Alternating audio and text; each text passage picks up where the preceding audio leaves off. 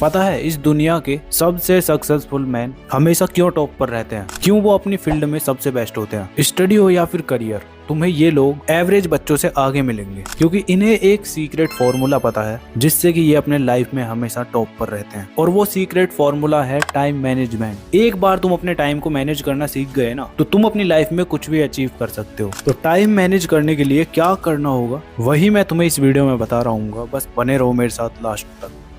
So hi everyone, this is Mukul Bhardwaj और आज की वीडियो में हम बात कर रहे होंगे टॉप 1% के लोगों का वो सीक्रेट जो किसी को पता ही नहीं होता। तुमने इस वीडियो पर क्लिक किया है तो तुम लकी हो। अगर तुम ऐसे बच्चे हो ना जो टाइम टेबल बनाने पर भी स्टडी नहीं कर पाते तो ये वीडियो तुम्हारे लिए है। तो इस वीडियो में सबसे पहले मैं तुम्हें बताऊंगा कि क्यों तुमसे टाइम मैनेज नहीं हो पा रहा, क्या क्या मिस्टेक्स तुम्हें नहीं करनी है, ठीक है। उसके बाद बताऊंगा आइजनहावर मैट्रिक्स एंड उसके बाद सबसे इंपॉर्टेंट होने वाला है बोनस टिप। तो चलो सबसे पहले स्टार्टिंग करते हैं तुम्हारी मिस्टेक्स से, जिसमें फर्स्ट है तुम्हारी प्रोकास्टिनेशन, मतलब कल से पक्का पढ़ूंगा। अब तुम्हारे टीचर ने मंडे को बोल दिया कि फ्राइडे को टेस्ट है तुम्हारा और अच्छे से प्रिपरेशन करना, बट तुम क्या करते हो, तुम्हें लगता है अभी तो यार 4 दिन है, चल आराम से पढ़ूंगा। और वो आराम से पढ़ने के चक्कर में 4 दिन कब निकल जाते हैं पता ही नहीं चलता। और फिर तुम टेस्ट से कुछ देर पहले ही पढ़ते हो, जिस टाइम पर तुम्हारा माइंड एकदम फ्रीज हो जाता है। करते हो ना तुम भी ऐसा? ये तो बस एक एग्जाम्पल था। तो कल से पढ़ूंगा वाली बीमारी को कैसे खत्म करना है वो भी आगे बताऊंगा, ठीक है। इसके बाद सेकंड मिस्टेक है तुम्हारी, तुम्हें लगता है कि तुम मल्टीटास्किंग किंग हो। कैसे, आओ समझाता हूँ।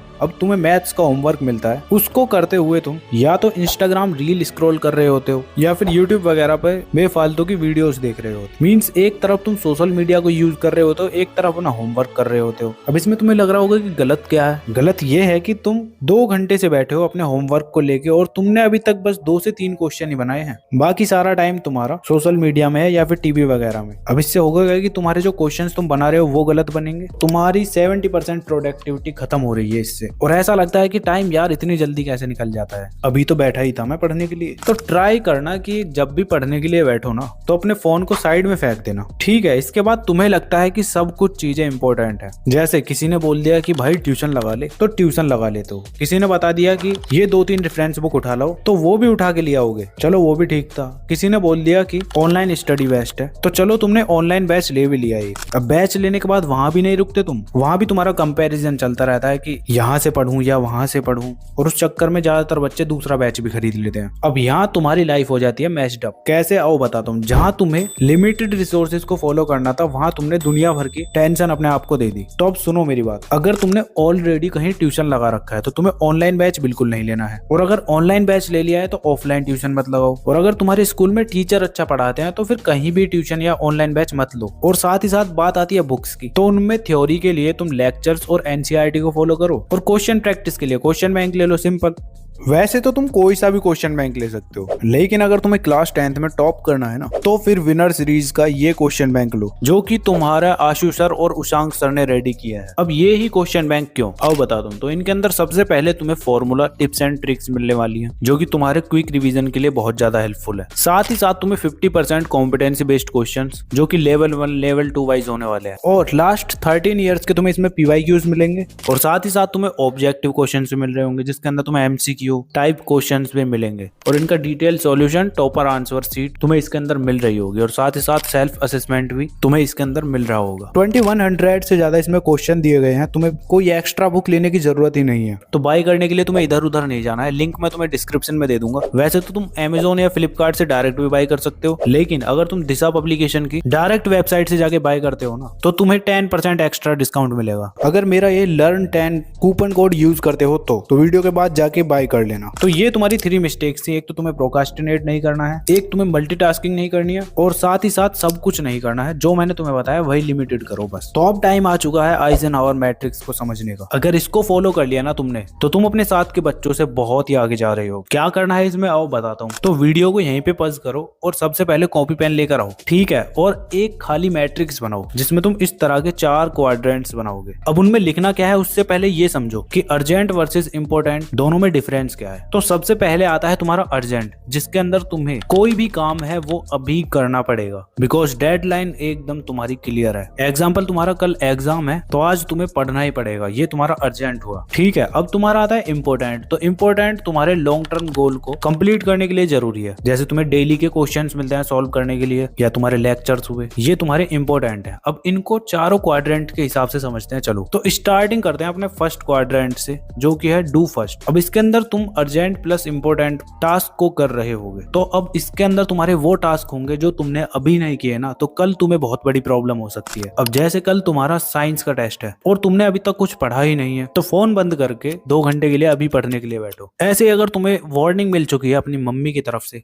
कि अगर तूने अपना रूम साफ नहीं किया ना तो तू गया, आज तेरी बहुत पिटाई होने वाली है, तो बस सिंपली तुम्हें खड़े होना है, 10 मिनट के अंदर अपना रूम साफ करो, बस सिंपल। तो इस तरह से तुम्हें देखना है कि तुम्हारा अर्जेंट प्लस इंपॉर्टेंट वर्क क्या है, उसको तुम्हें अपने फर्स्ट क्वाड्रेंट में लिख देना है। ये क्वाड्रेंट तुम्हारे टास्क को कम कर रहा होगा, तुम्हारे जो पैनिक मोड ऑन हो जाते हैं ना उनको कम कर रहा होगा। ठीक है, इसके बाद सेकंड क्वाड्रेंट में आ जाओ। इसमें तुम्हें वो टास्क लिखने हैं और करने हैं जो तुम्हारे लिए नॉट अर्जेंट है प्लस इंपॉर्टेंट है। अब इस क्वाड्रेंट के अंदर वाले टास्क तुम्हें इंस्टेंट रिजल्ट नहीं देंगे, बल्कि फ्यूचर में तुम्हें बहुत ही ज्यादा हेल्प कर रहे होंगे। देखो, अगर तुमने इस क्वाड्रेंट के टास्क को इग्नोर किया ना तो तुम्हें क्वाड्रेंट 1 में फिर से प्रॉब्लम होने वाली है। कैसे, आओ समझाता हूँ। तो जैसे क्वाड्रेंट 2 में तुम्हारे कुछ इस तरह के टास्क होने वाले हैं कि तुम्हारे बोर्ड एग्जाम के लिए अभी 5 से 6 मंथ बचे हैं, तो तुम्हें अभी अपने सिलेबस कंप्लीशन पे ध्यान देना है, जिसके अंदर तुम हर हफ्ते एक चैप्टर को कंप्लीट कर रहे होगे। कौन कौन से चैप्टर कैसे करने हैं वो तुम्हें इस क्वाड्रेंट के अंदर लिखने हैं। जैसे तुम्हें मैथ्स के अंदर पॉलिनोमियल वाले चैप्टर के 10 क्वेश्चन सॉल्व करने हैं, तो वो तुम्हें इस क्वाड्रेंट के अंदर लिखने हैं। ऐसे साइंस में तुम्हें chemical reaction and equation chapter का रिवीजन करना है, तो वो तुम इसके अंदर लिखोगे। और साथ ही साथ जो तुम्हें होमवर्क मिलता है वो भी तुम इसी के अंदर कर रहे होगे। मतलब ये तुम्हारे लिए इंपॉर्टेंट है, अर्जेंट नहीं है, पर करने तुम्हें जरूरी है। कभी ये सोचो कि ये तो इंपॉर्टेंट है,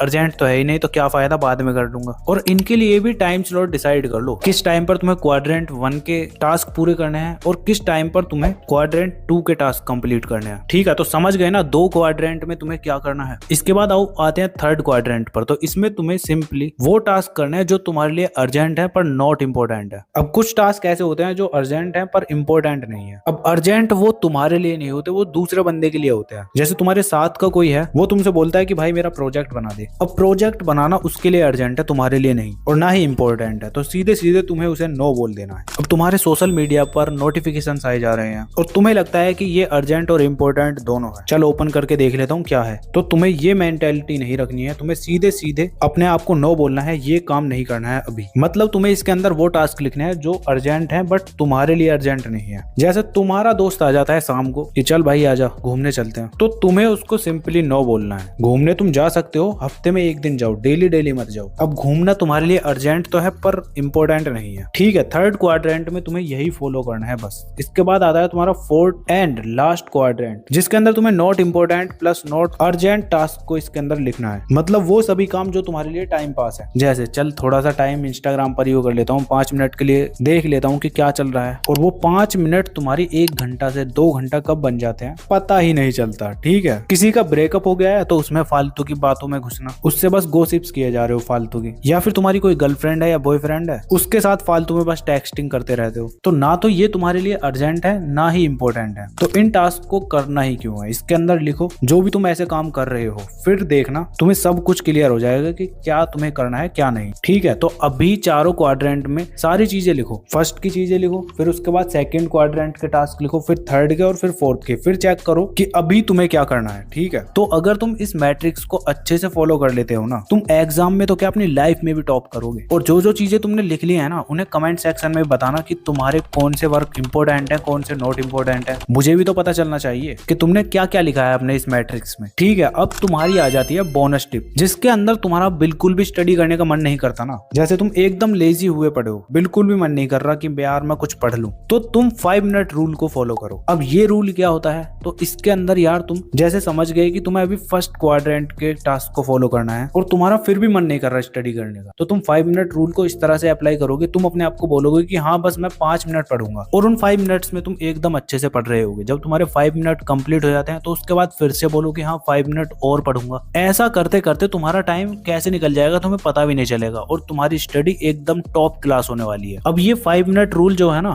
तुम ज्यादातर कहाँ यूज करते हो? ये करते हो तुम सोशल मीडिया पर। यही बोलते हो ना कि हाँ यार चल 5 मिनट के लिए बस यूट्यूब शॉर्ट्स स्क्रॉल कर लेता हूँ या फिर चल स्नैपचैट चला लेता हूँ, और वो 5 मिनट फिर बहुत टाइम बाद खत्म होती है, मुझे भी पता है। ठीक है, तो आगे से अगर तुम्हारा स्टडी करने का मन ना करे तो अपने आप को बोलो कि हाँ मैं 5 मिनट के लिए ही पढ़ूंगा बस, और फिर उन 5 मिनट को बढ़ाते चले जाओ। सिंपल। ठीक है, बोनस टिप तुम्हारी यही थी। बाकी अगर तुम्हें किसी और टॉपिक पर वीडियो चाहिए तो तुम कमेंट कर सकते हो, मुझे बता दो, मैं नेक्स्ट वीडियो बना दूंगा। और ये वीडियो कैसा लगा कमेंट करके बता दो, अभी तक मेरे साथ बने हुए तो। ठीक है, और तुम्हारी सिचुएशन को देखते हुए ये वीडियोस तुम्हें अपनी स्क्रीन पर शो हो रही होंगी, तुम इनको भी जाके देख सकते हो, ये तुम्हारे लिए ही बनी है। अगर टाइम है तो जाके देख लेना, वरना कोई दिक्कत नहीं है। चलो फिर मिलते हैं नेक्स्ट वीडियो में, तब तक के लिए keep learning, keep studying and keep smiling.